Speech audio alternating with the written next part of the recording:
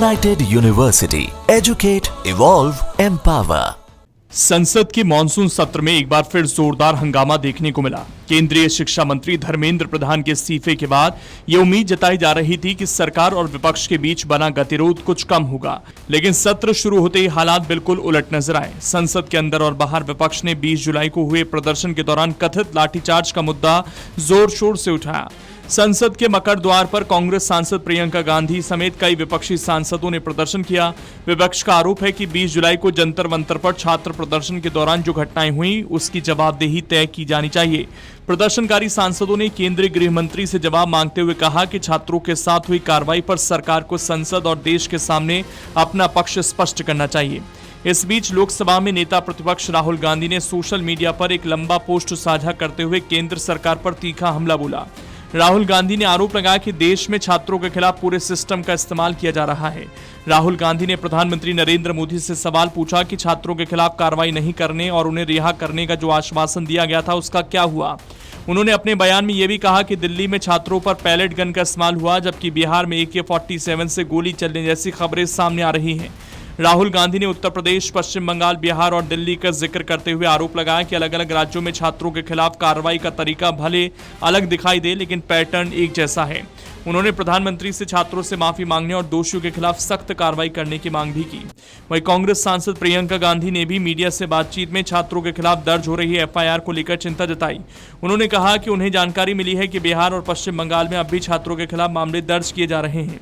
इन्होंने अभी भी FIR दर्ज की है स्टूडेंट्स के खिलाफ, शायद कल रात को या आज सुबह, बिहार में, बंगाल में। तो ये अपनी आदतों से बाज तो आए नहीं है। और मैंने सुना है, वेरीफाइड नहीं है, लेकिन मैंने सुना है कि जो लड़कियां गई थी प्रोटेस्ट में, कई लड़कियों के पेरेंट्स को फोन आ रहे हैं, उनको धमकाया जा रहा है कि तुमने अपनी लड़कियों को भेजा। क्या मतलब है? क्या हमारे देश में लड़की प्रोटेस्ट नहीं कर सकती? क्या मतलब है?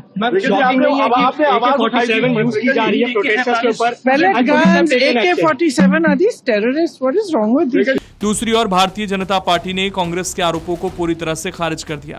भाजपा सांसद निशिकांत दुबे ने तो राहुल गांधी पर तीखा हमला बोलते हुए यहां तक कह दिया कि विपक्ष के नेता की भी जिम्मेदारी तय होनी चाहिए।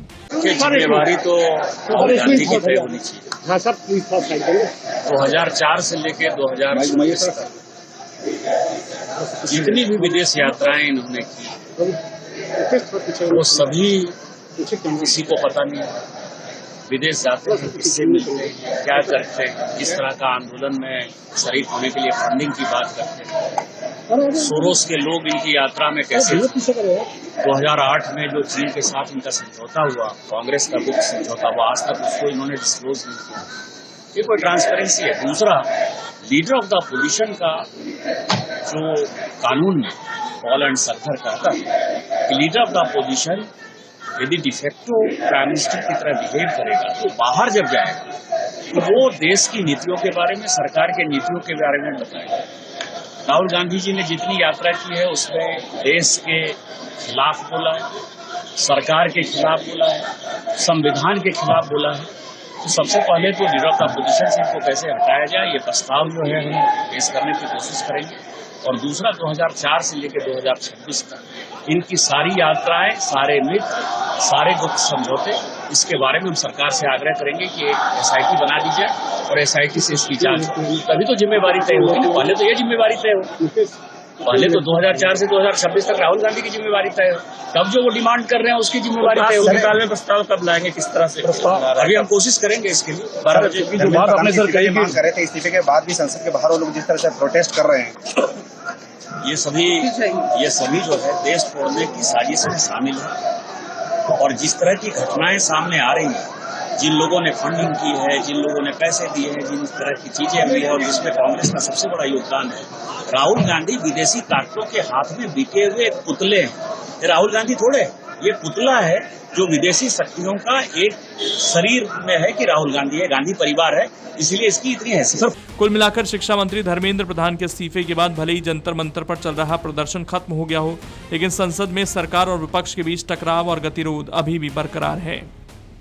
अगर आप ये वीडियो YouTube पर देख रहे हैं तो हमारे चैनल को सब्सक्राइब कर बेल आइकन दबाएं, और Facebook पर देख रहे हैं तो हमारे पेज को लाइक करें।